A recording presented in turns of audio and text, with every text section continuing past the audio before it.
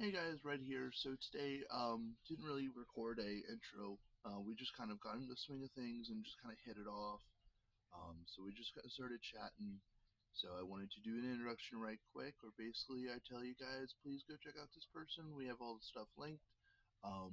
Chaos is really fun to chat with. They do cosplays of Hermitcraft, and they do cosplays of Legend of Zelda, which we actually discuss about the Fairy Fountain. Um, there's several other like niche things that Chaos does, and she does this, that, and the third. She actually hosts her own podcast that I have watched and I really enjoy. So please go check it out. I really enjoy it, and I think you guys will too. What YouTubers inspired you to start? I mean, what YouTubers cosplayers started you on this YouTube cosplay? I didn't know. I mean, I knew of Minecraft's existence, but I didn't really know about Minecraft until I stumbled upon a Tommy Innit fan art, and I was like, "Wait a minute, I gotta unpack this." And so I was like, literally discovered Minecraft through Dream SMP, through Tommy Innit, through Technoblade, through Foolish Gamers, through Captain Puffy. Like those were my main group. And then I was like, really into this. I'm like, oh, for my birthday, it's middle of pandemic, I should buy Minecraft, and like that will be my gift to myself and what I do with my birthday. And I was like, oh, it's my first time ever playing this game. I should stream it and like show people my first experience of having no context of this game outside of like watching people play. And it was funny, I didn't know how to get out of a boat for a while. I'm like, I'm stuck in this boat. I don't know what button to get out of this boat because I've only seen people play. I don't know the keyboard. Yo, for sure. And it was like, ultimately, I was like, I really fell in love with it through that. And it's like, I was like, okay, I'm cosplaying Dream SMP, and Dream SMP kind of started to fizzle out. So I started doing Hermitcraft because everyone's like, oh, you look like GRIAN. You look like an exact mix between GRIAN and Charlie Slimesicle. And so I started mixing up, like, I'll do a little bit of this, a little bit of that, and it's like, it was just an eventual, like, blend into, like, that's just where the content flows. Fair enough. Fair enough. That's an interesting take on it. I have not heard that one. Have you gotten a lot of hate and dislike towards your content? I mean, not in the cosplay sense of the word. I mean, obviously there's been like situations where I'm like, hey, this person has done a bad, and then like people will show up saying, no, actually you're evil for hating on this person. And I'm like, that doesn't change the fact that they've done a bad. So yeah, I've gotten death threats before, but it's always just like, I literally couldn't care less. Fair enough. I mean, that's a great mentality to have, truthfully, with the death threats. I mean, it's over something stupid, 9 times out of 10. Yeah. And at the same point, with situations like that, where it's, oh, what do you know? Well, what do you know? You weren't there either, so... Yeah. I mean, I actually am following the evidence. You're following who you like. Yeah, it's interesting because it's like people can like say horrible things online, and then I go to school, or I work at a school, and it's like one classroom is special needs and one classroom is behavioral needs, and I kind of work with both student groups. And the behavioral needs will get, I mean, both sides will get, but like the behavioral needs will get physically violent. So it's like my coworkers have been sent to the ER before. Like it's not. Like, people online say whatever you want. I have to go deal with people actively attempting to do horrible things physically. You know what? Fair. Whatever. Fair. Yeah. Oh, for sure. No, I can understand that. What got you starting working with the physical needs? So I went to school for marketing, and then I started actually doing marketing work after I graduated, and I realized as much as I love learning about demographics and surveys and like how the brain works psychologically when looking at an advertisement, the business side of it is so unethical and morally corrupt. I went, ooh, I thought I was okay with this, and I'm not. And so I was unemployed for a while, and my mom's like, you need a job. Just because you're living with family right now does not mean you can be unemployed. So I got shoved into being a substitute. And you can't be a substitute teacher without some sort of teaching license or degree. And I don't have that. I have a degree in marketing. So I ended up being a substitute for paras, which is like the assistants to special ed teachers. And that kind of eventually led to me finding a school that I really vibed with the staff. And I'm like, I'll just stay here. I don't care. Fair enough. Do you have any special needs yourself that you struggle with? I mean, I'm dyslexic, and I probably have some ADD symptoms, but I never got properly diagnosed. I have an older brother who was like very heavily ADD, and then my mother only found out well after I'd graduated high school that she also has some pretty heavy ADD, and it's just kind of like, oh, okay, things make sense, but it's not like I was actively exposed to like highly impacted autism or Down syndrome until I started working. Oh, for sure, yeah. I mean, it's definitely one of those cases. Working with them, you're definitely looking, going, oh, this is low functioning. Oh, I understand now. Yeah, when I first started subbing out, there'd be conversations of like, yeah, this is our high flyer. And I'm like, what's a high flyer? It's someone who needs like 2 staff to 1 student. Yeah. Yeah. I gotcha. I understand the getting. Did you say you got diagnosed late then? Or have you always known? So I've always known I had dyslexia. I got diagnosed pretty young. I didn't realize I started like, this is an ADD symptom until like 2 or 3 years ago. Gotcha.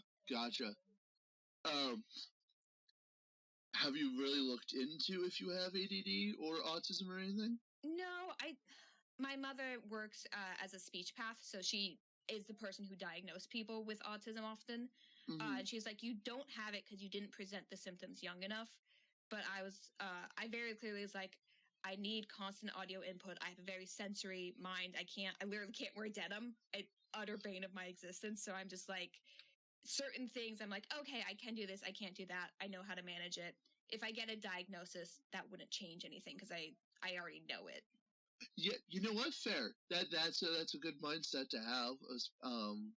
At least with the base of looking at it, going, okay, I've already learned how to adapt with the world. Finding this out would just go, okay, cool, I'm verified. But at the same point, I know I'm verified because I'm me. Me, and I work with them. I have the check mark on myself. Like, listen, I've already gotten that list. The reason I ask is I know sometimes getting late diagnosed. I mean, I was diagnosed about 17. So it's one of those, oh, all these things make sense now. I understand all these things. And then ever since I got diagnosed, they went, hey, I wonder if your sister is. Hey, I wonder if we are. Oh my gosh, our entire family has it. Yeah, it was like back before I knew was like when I really started getting to Dream SMP, and people were like, how are you keeping up with all this lore and like keeping up with everything happening at the same time? I'm like, I have 7 tabs open. All the audios are playing simultaneously. 2 of them are on 2 speed because I'm catching up, and I'm processing all this information. I'm like, oh, yeah, no, okay, that probably checks out. Yeah, no, I was on a road trip with my mother once, and I had it on 2 speed, because if it's on 2 speed, I can actually pay attention. If it's not, I want to multitask. And she looks at me and goes, what are you doing? And I looked at her and went, paused and went wet. And she goes, why is it so fast? I'm like, oh, it's on 2 speed. You can pay attention to that? I was on a road trip once with my father, and the audiobook we were listening to is like, it was, my audiobook default speed is 3 times speed. And I that's turned too it fast. on, so it's like, yeah, we're just gonna start playing this audiobook in the car now. And he's like, literally had to turn off the car noise, and he's like, you have to slow it down. This works for you. 1.5. Yeah, literally. No, with the it is so interesting. Going back on the death threats, it's so interesting how people will click with a certain content creator and just want to go, oh, I'm going to defend this person. It's like, okay, but you don't know them. Not truthfully. I mean, I was part of the Minecraft fandom when the Sky Crap came out. Mm-hmm. I was part of the Minecraft fandom when he first went, oh, my ex is abusing me. And then I'm like, oh, your ex, you have evidence. Okay. And then all the other evidence when it came out, and I went, oh no. Oh no, you're just a dick. Okay. Mm-hmm. I mean, that was a whole thing. I don't know if you ever got into that. I mean, I think that was before my time. Before your I was just saying, you're not young, mind you, but before your time. My introduction to Minecraft was December 2021. Before my time. I've been into Minecraft since 2015, so like a while. But I do agree with the getting into Minecraft because of a YouTuber. But it was definitely one of those cases of, oh, oh. Oh. I mean, I guess the closest it could be would be the equivalent to what happened with Dream or what happened with Wilbur. Yeah, the Wilbur situation, like, I've done a lot of videos of like, oh, who should be the next person to join Hermitcraft because there's openings now or whatever. Mm-hmm. And I bring up Shovel. And I'm like, yeah, Shelby would be a really good addition to Hermitcraft. I love the content. It would add like a great variety and a new perspective to the server. And people like, Shelby can't join because she was involved in a controversy. I'm like, no, they weren't. They were a victim of domestic abuse. Yeah. I mean, you're right. They were involved. They were the victim. I don't. That's a different situation. Yeah, no. Oh shoot, I remember, and the issue is the Hermitcraft fandom is so varied in the ages, but it definitely feels like it's younger than it is older. But I feel like that's any Minecraft fandom.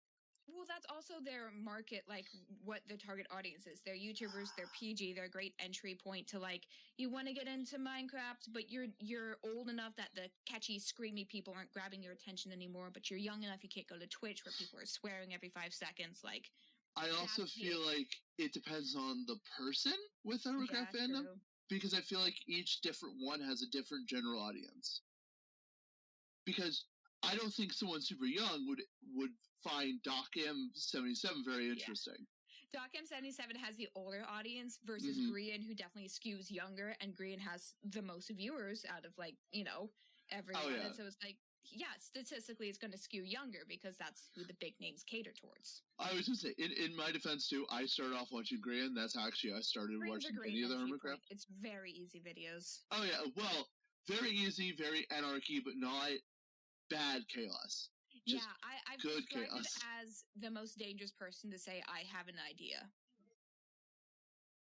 Yeah. That's fair.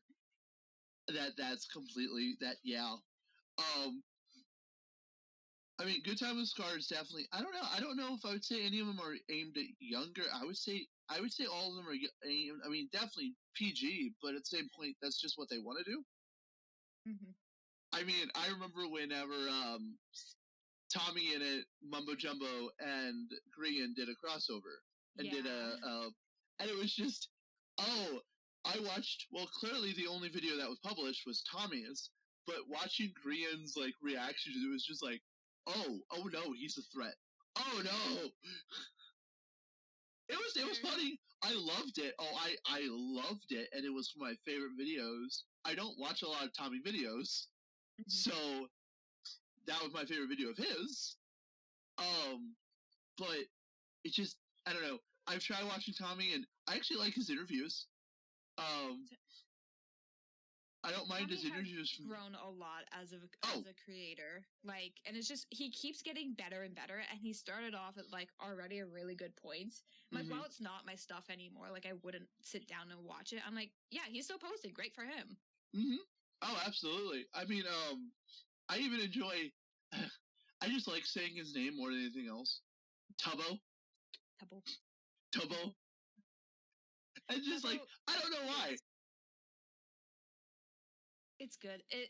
He's also a person where it's like, we've literally watched this one grow up. Like, there's so much. Sure. It's like, we like met this person like through the internet as a very functionally, like, this is a child being exposed to a very huge group of people, and just like, it's so fascinating watching them. Like, this is how their content develops. This is how they develop as a person. And it's like obviously terrifying. It's like, as an adult looking down, it's like, this is a child giving everything to online communities. But they've survived. And there was an interview that they had with Tubbo where Tubbo was like, oh yeah, this is recharging for me is playing. And I'm like, I couldn't imagine. I couldn't imagine getting on and being like, oh, I'm recharged. I'm going to go do stuff after stream. I'm like, that good. I'm happy for you. I'll stream and then I'm just like, wow, it's been 2 hours. It's time for a nap. Oh, yeah, definitely. Oh, I have to mentally recharge myself before and after videos, even like this. But like, especially for like the ones I have to be high charge, I'm just not that person anymore. Used to be. Yeah, it's like very much, how much caffeine have I had today? That's a great question because I don't drink coffee, so it's 90% sugar going into me. Same. Because if I drink coffee, I calm down. Gross. Well, I have to put a lot of sugar and creamer in it myself, so I completely understand it. No, I don't even drink coffee. Like, fair enough. Don't like. I have teas. I have soda. It's like I like caffeine. Yes. But coffee as a drink, I can't handle. To be fair, I'm very picky with mine, and I will even argue the point that I can't smell or without it, so my taste buds are neutered. I like the smell of coffee, though. That's the weird thing. I don't know what that smells like. Beans. Smells like roasted bean juice. Again, I got nothing on that defense either. Beans. Well, like, there's certain smells that I'm like, everyone's like, oh, you can't smell, it's so good. It's like, yeah, but I can't smell campfires. I can't smell mown grass. I can't. Kindling smoky fire feels. Ooh. Ooh. I like that description. So I know we already talked to your dyslexia. I noticed in your videos, and again, if you don't want to divulge into any of these topics, you just say nope, or skip, or no thank you, or that's fine. We'll just move on. But I'm trying to get more into people besides just base level comments. I've seen a lot of the ones that you're using a cane and using a walking aid. Yes. So when I was about 6 years old, I was learning how to ice skate. And then as I was getting off the ice, I took a tiny fall. Like, I wasn't even doing anything. I was standing there and then I was on the ice. And then, so a bone should go like this, right? Uh-huh. My bone went like this. And that's not how they're supposed to break. Usually when bones break, they kind of go like this at the most. And I was in a wheelchair for a while. I got surgery to realign it. And it's like, for the most part, I am fine. But every now and then I'll just be like, oh, the pain is here and I cannot walk. So I'm just gonna stop for a minute. And I was like, when I was designing characters and I was like making who like I want to physically represent me in a video game, I was talking to my mod, who then became my artist, who's like a really close friend of mine, and that friend like uses walkers and canes and all that stuff. And my friend was like, you should add your cane to your PNG to reach, to add it to your character work, because that is you, even if you don't need it every day. And so it's like, oh, well, when I cosplay my characters, I can bring out my cane to feel more authentic, even if I don't need it at that exact moment. It's like, but I do need it at some points in my life. Okay, fair enough. I was thinking like way worse, to be honest with you, because you don't really talk about it, at least from what I've seen. It's just kind of one of those things where it's like, I don't need it often enough to bring it up. And then when I do bring it up, people are like, but do you really? And I'm like, well, sometimes. Yeah, kind of. Well, okay. My sister actually broke her leg. She broke her femur in 3rd grade. Yeah. And there are certain days that she goes, I need to go sit down for a bit. I just need to stop. Yeah. So, no, I completely hear you. Helpful for that. Especially when I go to conventions and I know I'm walking a lot and there's no proper sit-down breaks. I'm like, my friends are like, you're bringing your traveling cane. This is not a debate. And I'm like, but I want it. It doesn't go with my costume. And they'll get me to do it. Yeah, no, I don't really see arguing with Cam going well for anybody. How did you... Oh, no, sorry, please continue. I don't even know what I was going to say. I'm so sorry. It's gone. Oh, oops. Well, that answers all 3 questions. Okay. Well, actually, the only other thing was, basically the only questions I had written down for the disability was, how does it affect your day-to-day? And you answered that. It sucks, but I'm fine. Yeah. I was gonna say, I guess the only difference between day-to-day is you can't really take it to school with you. Yeah, no, definitely. If I start feeling pain at work, I have to like sit down in a chair. I physically cannot bring it to my job. No, because they will physically use it against you. Yeah. Because then you have a scene of the dinosaurs of not the mama, and you're like, will you give that back? Well, so I have a normal walking cane, and then I have a traveling cane, which breaks apart. And so, like, if it is used, it just kind of comes undone. So it's like it's hollow, it's light, it has like a little elastic bands holding it together. It's, that one's not a threat. Well, if you get hit with anything hard enough, it's a threat. I've given myself concussions before, trust me, I know. So is my sister, so all right, yeah. You guys are very similar, apparently. I know what I was gonna say. Oh dear, I dropped that. The bone I broke in my leg, there's a tibula and a fibula. Like, there's a thin bone and a thick bone. I broke the thick bone, the one that's not supposed to break, which is why it continues to bother me. Like, if it was a thin bone, I would have been fine, theoretically. Yeah. But nope. Unlucky me. Yeah, like I said, when my sister broke her femur, the doctor literally looked at all of us and said, it's good that she broke it, because if anyone else had broken it, there will be disadvantages her entire life. And there still is, but it would have been way worse for anybody else. And it's like, oh. Not a bone you want to break. No, it's the strongest bone in the body. She broke it ice sledding. Yeah, no, that would do that. Yeah, well, so here's the funny thing. So what had happened was basically we have this hill that was like this. Hey, let's go down it. Cool, we went down it a couple times. My sister goes, hey, Mom, I think I'm done. I'm going to tap out. My mom goes, listen, you're a kid. We'll do one more, then we'll stop. We'll compromise. We'll do one more. Words. See? We know that in hindsight. She goes down. My dad's already down at the bottom of the hill, standing in front of this cement block that he was standing in front of the whole time to push us away from the cement block. My sister hits my dad with enough velocity to throw my dad about 2 feet in the air and then land about 3 feet away. And then slams the brick up against her leg.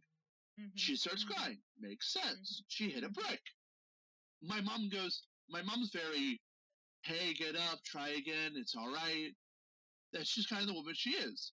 And she goes, hey, get up, try again. My sister goes, it's wobbling on the inside. I hear my mother for the first time in her life go, do not get up, do not try again. I know. When I broke my leg, all the teachers of the ice skating class were like, oh, she's fine. She can get up and do it herself and, like, get off the ice. My mom's like, no, we're going to the hospital now.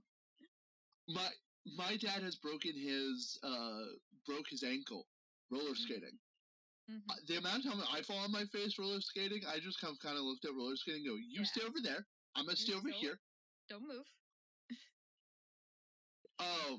But so yeah, for sure. Like, yeah, no, that pain that comes from broken leg, it definitely doesn't go away. I mean, it does if you're young enough, but like you always have that. If it's long enough and you break it bad enough, it's always going to be a disadvantage, and there's nothing really you can do about it. Is there something you wish more people would understand about it? That there are good days and bad days. Like, I would know, like, the first time I really started doing, like, a Good Times with Scar cosplay, and I had my cane in the video with me. It's like, I didn't need it that moment, but I have it, and I use it, and the character, it made sense. And people are like, are you just using that for the character? And I'm like, okay, so while I don't need it every day, this is mine. Yeah. I do still use it. Yeah. I mean, that's fair. Like, people think that, like, you have a disability and that is your forever state. And I'm like, no, there's days where I don't need it. And then there's days where it's too much. I couldn't use it if I wanted to. Yeah.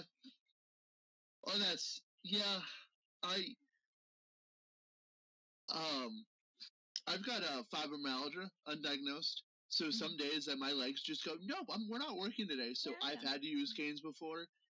I'm not a fan of it. I don't like it because I don't like the attention it gives me. But at the same point, it's one of those, okay, for one day I need this. If someone says something, today's not the day. I will whack you with it. Yeah. Well, I know you already mentioned that you really aren't watching the YouTubers you used to watch. Are there any favorite YouTubers or streamers you're watching now? Oh. Yes, hold on. I'm going to pull up the name so I get it correctly. Oh, gosh, they have a list. Oh, of course there's always a list. It is they, she, correct? Yeah, sure. Why not? That's what you have in your stuff, so that's why I'm going off of. I'm too casual about the idea of gender to it matter for me, you know? Gotcha. No, like, that's understandable. There's a lot of people who are like, what are your pronouns? You really need to care. I gotta get it correct. And also, I'm just like, I exist. I was gonna say, my biggest thing about it is, listen, if you make a point to say, hey, I am, or hey, I'm really not feeling that today. It's okay, cool. Let me respect just because I think I like hearing people use they, but I'm also like, if someone calls me a he, that's not incorrect, I guess. I don't know. That's fair. I mean, there's a reason it's on a spectrum. Yeah. Yes, the newest Minecrafter who I really have been watching is a YouTuber called Puddleshine. And this is like cannot express current video, most recently updated, has 44 views. Like, oh wow, tiny YouTuber I somehow managed to stumble upon, and it's just the content is so wholesome, and it's like this person, I actually don't know this person's pronouns.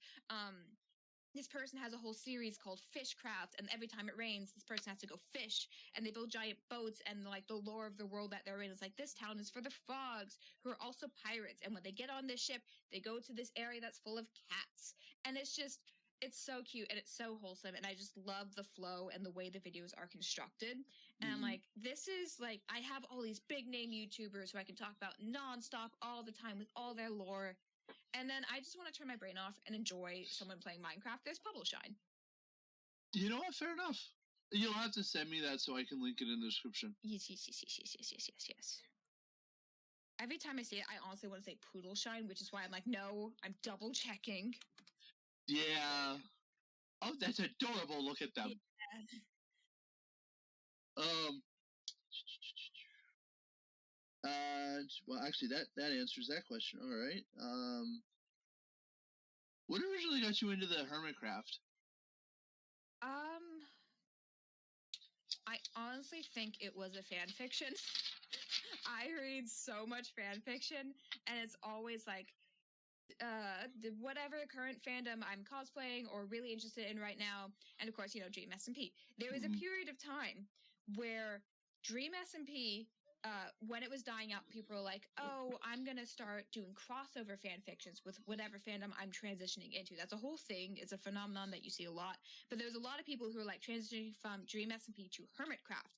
And so there's a lot of fan fictions where people are like, Tommy Innit escapes his bad situation and goes to live in a wholesome land of Hermitcraft. And I was like, oh, I know, I recognize these names. Yeah. I should go check that out.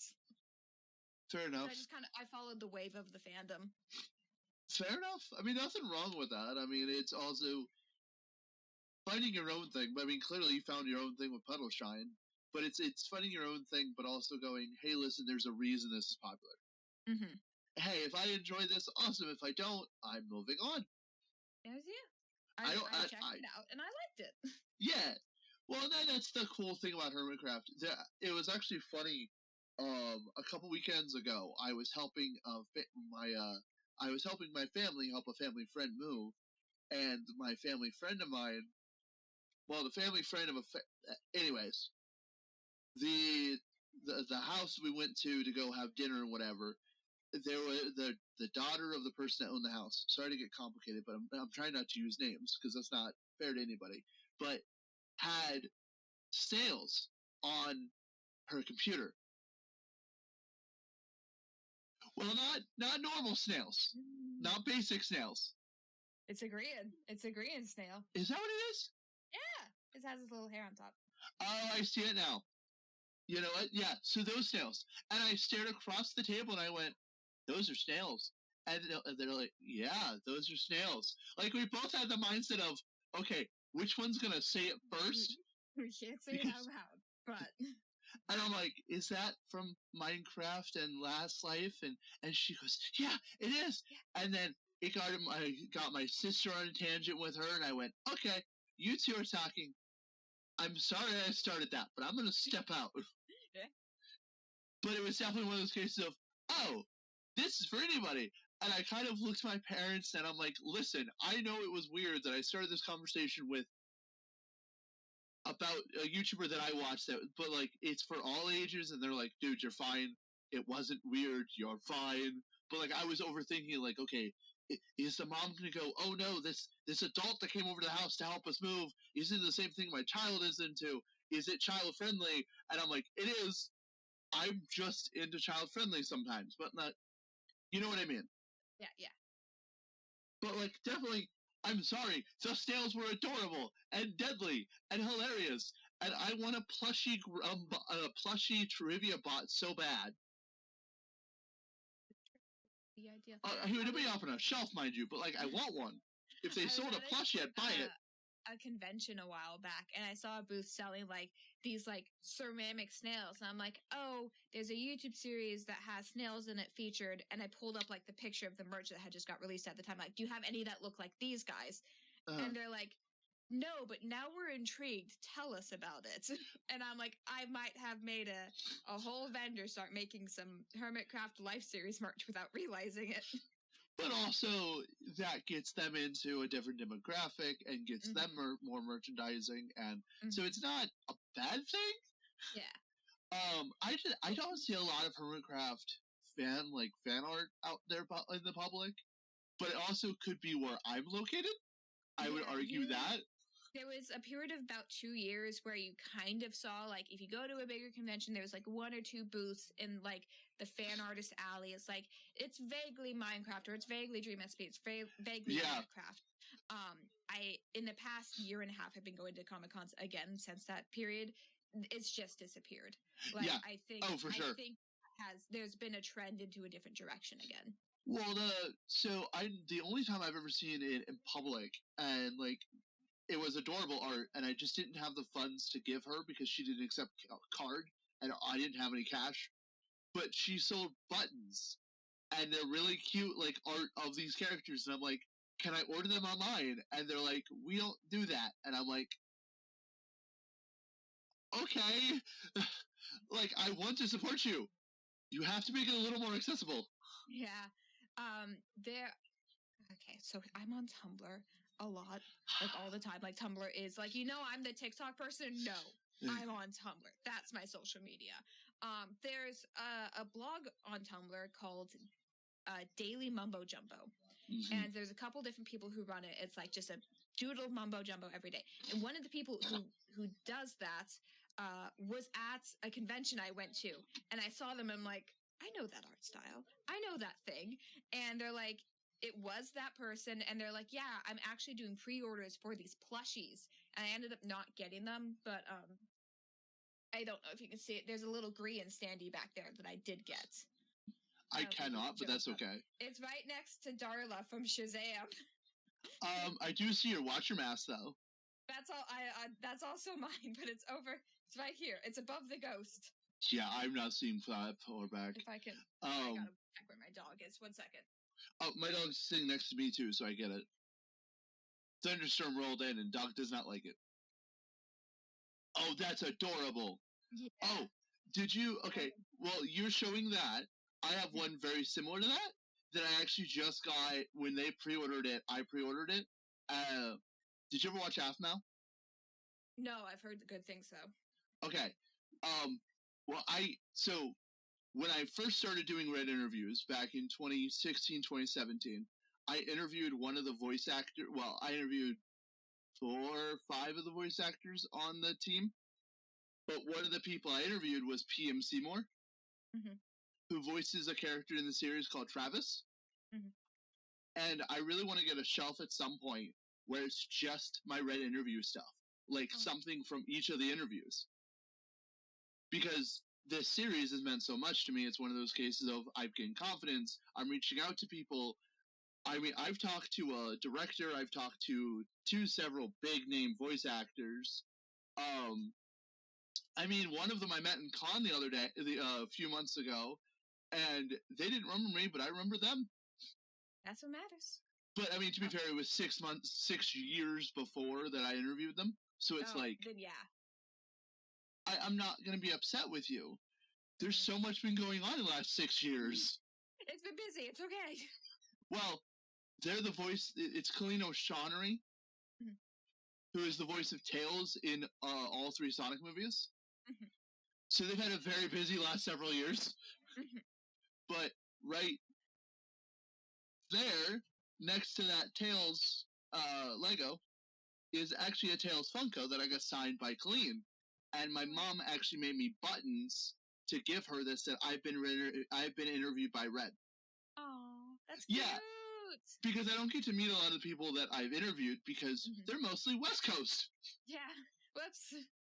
And I'm the opposite side. The opposite. So it's definitely been a case of trying to figure it all out and do that. Let's get back on track because I can talk about my nerdy things all day long. Look, it's me! I'm not familiar with it's you. I knocked it over when I was putting my GRIAN thing back, but it's my little Minecraft character. Nice. It's the first version. It's the first version before I even had wings on the back, which is I see that. I must have gotten this within the first 2 months of me playing Minecraft. You can tell I fell hard and fast. I've debated on making myself. I have several custom skins because I've been doing this for years. One of my favorites is I put myself in a dino onesie. So whenever I have a goofy video, I'll just throw that skin up. Yeah. And it has an overhang of teeth, and you can only see the eyes, and the eyes are heterochromia because my eyes change colors, and it's okay, whatever. It's a really cute skin that I would love to turn into a little figure at some point, just to have. Even if I stop doing YouTube. This is 3D printed with some sort of sans-based 3D printing. And so it's really cool. It has I did chip the top at one point because I move every 6 months. So things end up loose in boxes a lot. Yeah. But yeah.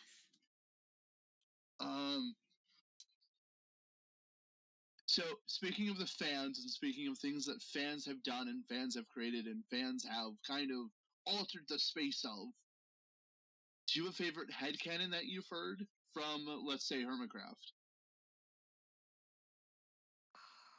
Favorite.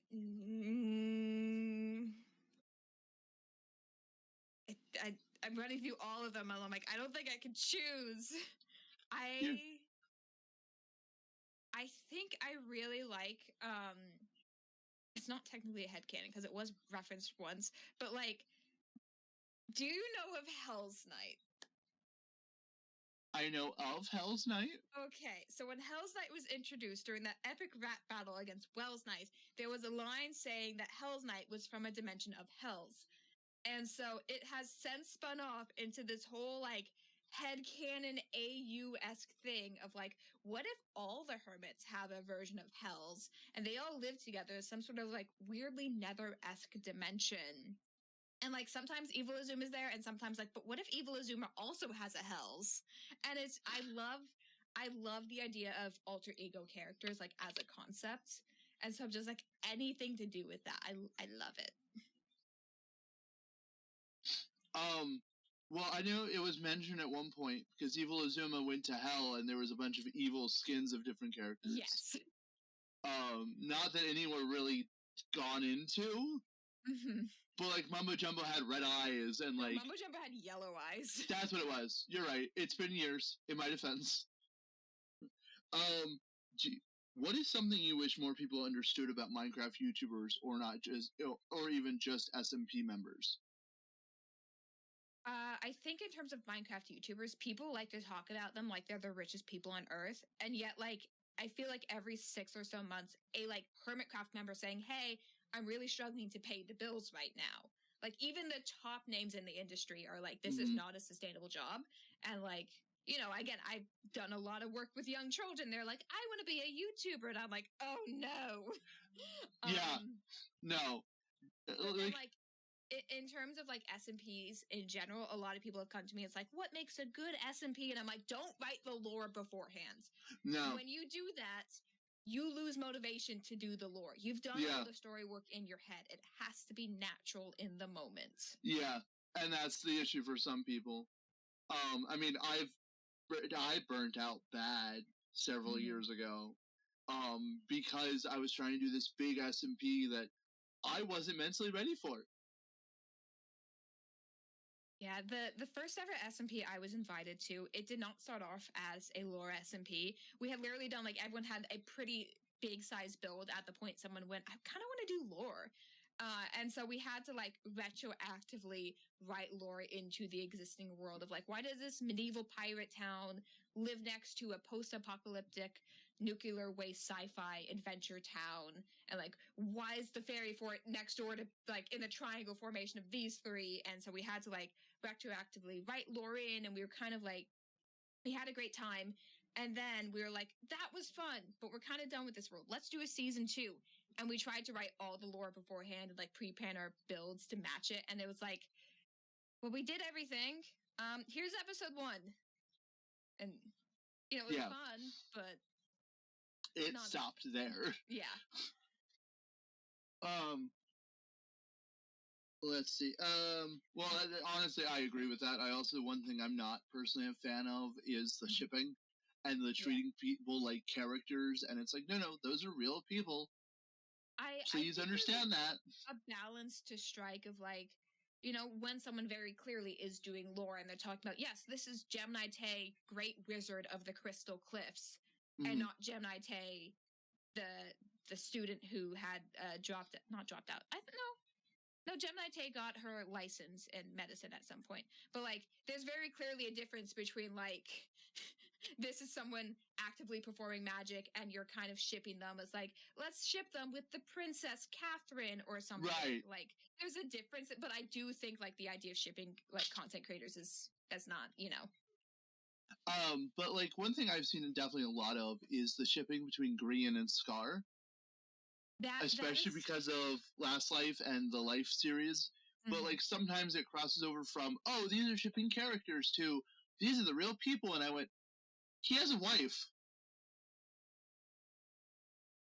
Yeah. Sorry, my dog started hiccuping. It's okay. There's a thunderstorm. My dog refuses to go outside right now. So, basically, I know that you recently did a Zelda outfit. An absolutely beautiful dress, looks stunning, looks great. Honestly, I love almost all your cosplays. I was like, I can't think of one I didn't enjoy. I know it's a Zelda dress because I had written down when I wrote these questions down, I wrote down, oh, the most recent one, and then as soon as like the next day hit, your Skizzleman ones went up, and I'm like, okay, so I have to change that. But it seems like the Zelda dress definitely was in a different direction and definitely more out of your comfort zone than the other ones. How was that going into it? How did that make you feel? So, are you going to be going out of your comfort zone more often? For the audience context, it was not a Zelda dress. It was the Great Fairy Fountain, who in the games wears a bra, and that's about it. And she comes out of a great fairy fountain like a flower, and so that's the skirt. Yeah. That's it. That's the character. Yeah. I'm honest, I didn't look into the character. I just assumed it was a Zelda dress. It's from a Zelda video game, yeah, but the whole thing of, like, when I was showing my family members of, like, yeah, I need to go shopping for this kind of fabric. This is the character inspiration. Have you seen this before? When you go to Goodwill, can you look for whatever reason, like, we have consistently found, like, 10 plus yards of fabric at the Goodwill for, like, $5. And I'm like, when you go to Goodwill, please keep an eye out for this. Oh, yeah. Goodwill is, Yeah, so, like, everyone's, like, first reaction of, like, are you comfortable with that? Because, you know, this is a bra of turtleneck and long sleeve and overalls, and, like, I clearly am not a big, like, show skin person. But I'm like, yeah, because I'm going to sew all this stuff onto a leotard. So, like, I'm actively wearing, like, a turtleneck and long sleeves. It just so happens to be my skin color because I'm so white, I blend into everything. And so, like, logically to me, I'm like, yeah, I'm completely covered. I'm fine. But, like, everyone else was looking at me and, like, what do you mean this is what you're doing? And this was also, like, the first costume in a very long time that I had sewn completely from scratch. Most of the costumes that you see me do are some sort of, like, I bought this shirt at Goodwill and then I made this jacket, or I restyled this wig or something. Like, it's some sort of combination of I pull out of my closet, I put on dress form, I make. And so it's like, this was my first proper re-entry into, no, I'm a cosplayer. I want to actually try and like start making things again. And so like the thing that you're looking at behind me is, okay, the neck piece is for something completely different. I just needed to put it somewhere. But the dress is for Ponyo's mother. And so I'm, making the dress from scratch, and then I'm going to be making the wig from scratch out of yarn, and then I'm going to be bulking up with like, hopefully, maybe, depending on if I can find the right colors, like pool noodles. And so it's like, it's not so much of like a modesty thing for me. It is like, what is my skill level and what am I comfortable making myself do? Makes sense.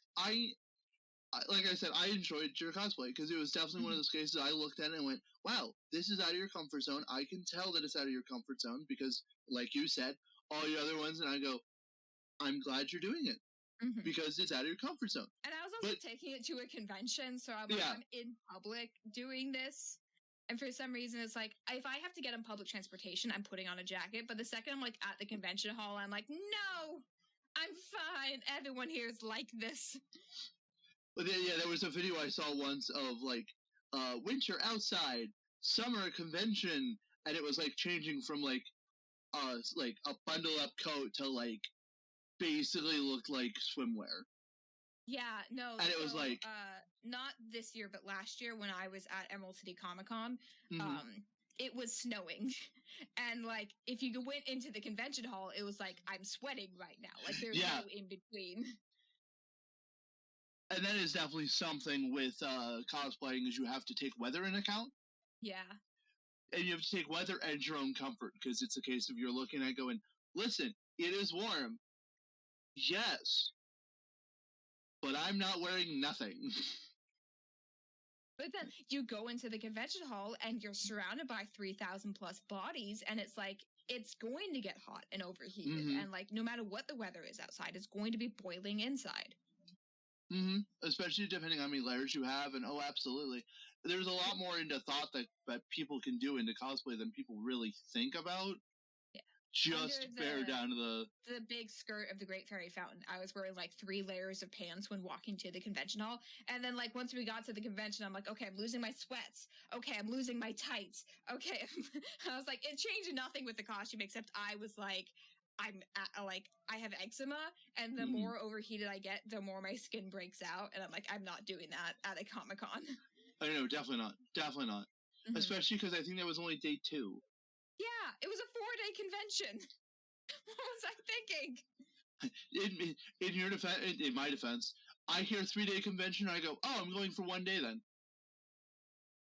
Because after 1 day of convention, I am burnt out, I am tired, and I don't want to be there again.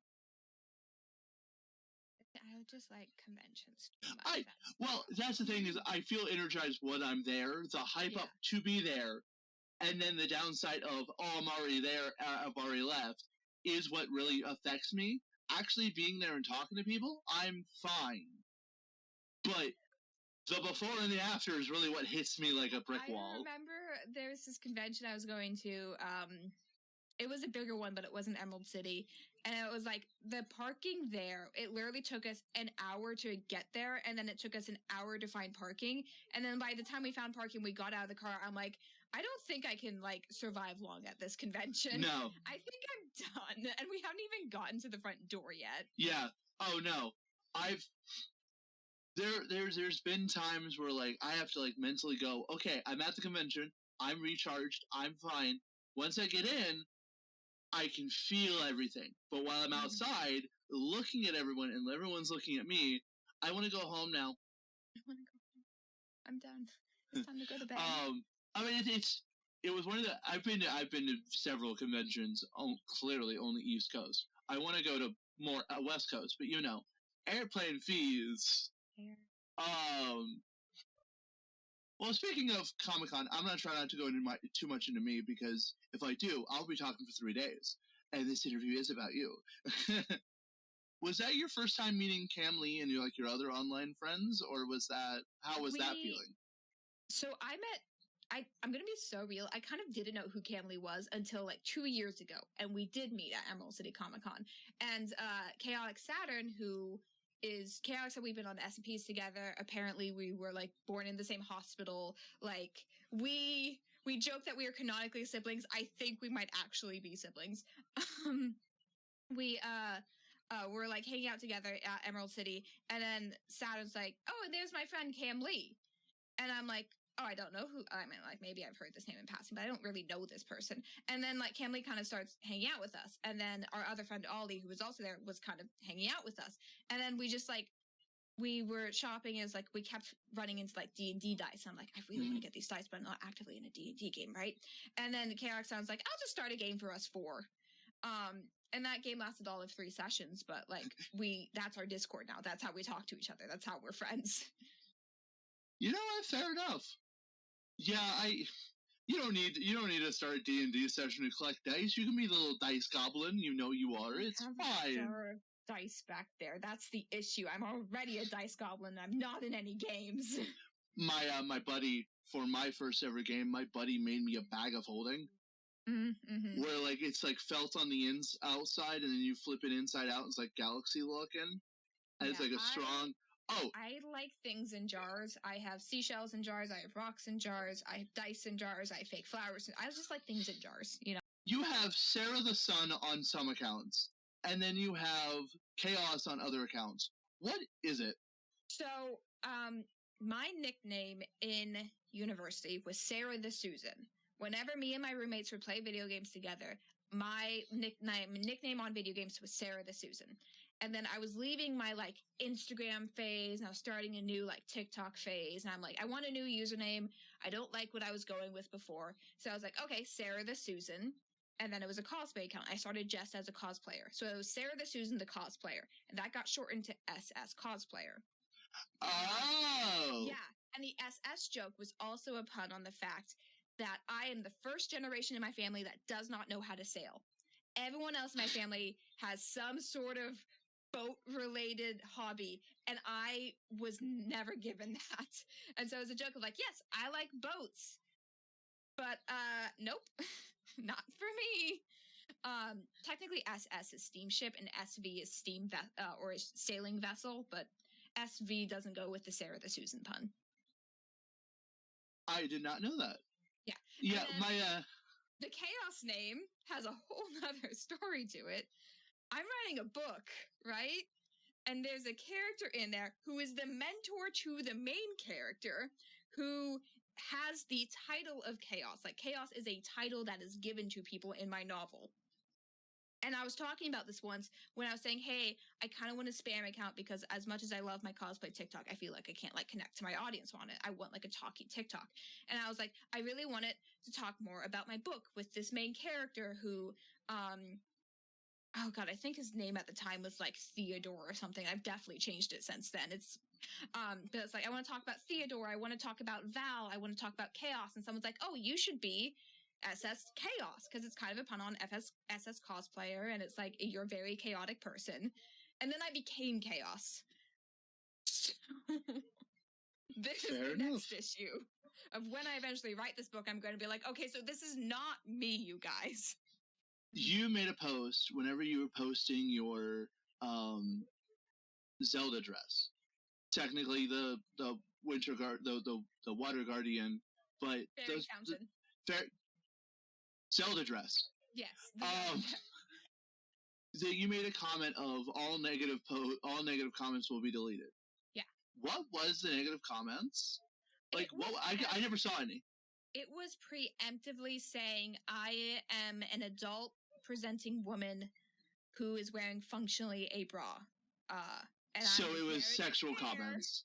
What's gonna happen when this reaches the wrong audience? Okay, so it was a setup before. Yeah. It wasn't actually this has happened. I never like really had to deal with that through cosplay. Okay, and I'm glad. I'm truthfully I'm a dude. I'm cis, but whatever. You know, I'm glad because too many of my female friends have gone, hey, I dealt with this, and I went, you dealt with what? Yeah. And my wife goes, I want to get into cosplay, and I went, cosplay space that we have to deal with. Yeah, and it's dumb. Mm-hmm. It is. It is entirely dumb, and it's unnecessary, and I'm sorry you would do that. There's a reason that literally whenever my sister or my wife goes, I want to go cosplay, I want to go to this con, I go, okay, I'm going. but be understood. I will be defensive the entire time. Yeah, I am very lucky to have not really dealt with that like in person or through cosplay too much, but I'm very aware of like this is always a possibility. This is always a potential. And it's something like growing up female that is always taught to is like you are always at risk. You are always going to be considered an object to some men. And that's just something like that is instilled in young females growing up. It's like that's just the default mindset for people. It's like you have to be aware of what you look like. And that sucks. Yeah, it sucks. It is what it is. I mean, I don't disagree with you, and you're the one that says it. I can't really speak for you, and I'm not trying to. Please understand that. Yeah. But it's also a case I'm looking at it going, I have a wife. I don't want her to ever go through it. I would love to have a kid at some point, or a daughter, or whatever. I don't want them to go through that. Okay, cool. What can I do in my life to go, I'm a safe place to go to? Put them in martial arts. Put them in a place where they can feel like they can fight without any consequences. I mean, fair enough. But like, and that's kind of the statement is like, hey, you want to get into cosplay? Awesome. Understand fully. I will be behind you. I will be your scary dog privileges. Mm-hmm. And I use that. Interested, ask questions, like be supportive. If like I remember it's like I was really into this podcast, Welcome to Night Vale, and I really wanted to go to a live show about it, but I was too young to drive myself down at the time because it was in a different city. And I was like, okay, Father, you have no clue what I'm talking about, but please. And he was fully supportive. And like to this day, he tells people about it because he thought it was like such a fun experience. And like, that's how I got to know my daughter because my parents are divorced and I didn't really live with them too much growing up. I mean, I will definitely say that I definitely have had support system good like that, where it's a case of, I will say that, hey, I have an interview, and my dad goes, oh, who with? And I go, oh, it's a cosplayer. No, tell me about it. What's going on? And I'm like, you're up here. I need you lower a little. Yeah, drop it down a bit, yeah. But, like, it's clearly it's just them trying to be supportive and trying to be interested.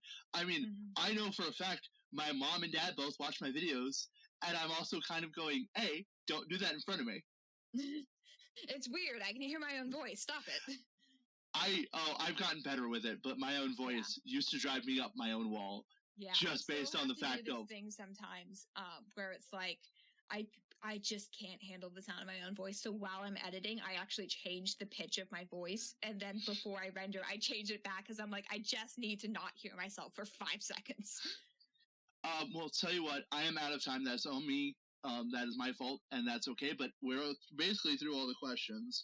The only other things would be going into your podcast and stuff. But actually, speaking of, what other things do you want to plug?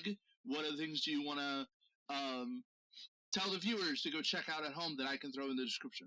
Yes, so I am S.S.Chaos or S.S.Chaos on TikTok. I'm S_S_Chaos on Twitch. I am S.S.Chaos with no in between on YouTube. I am Fandive on podcast platforms like YouTube, Spotify, and Amazon Music. Apple Music currently hates us, and that's a different conversation entirely.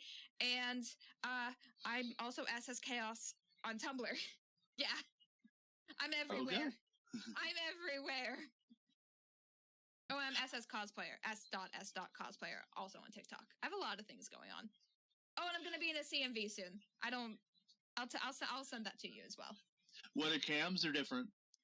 Someone wrote an original song about GRIAN, and then they asked, can we make a CMV to this so I can have like a video when I release my song? And I'm like, heck yeah, I want to be in it. So I'll send that to you. Oh, please and thank you. Absolutely. CMVs are cool. But all right, then we'll go ahead and end it here. And thank you so much. I'm going to end it here. But you have a wonderful rest of your day, and goodbye.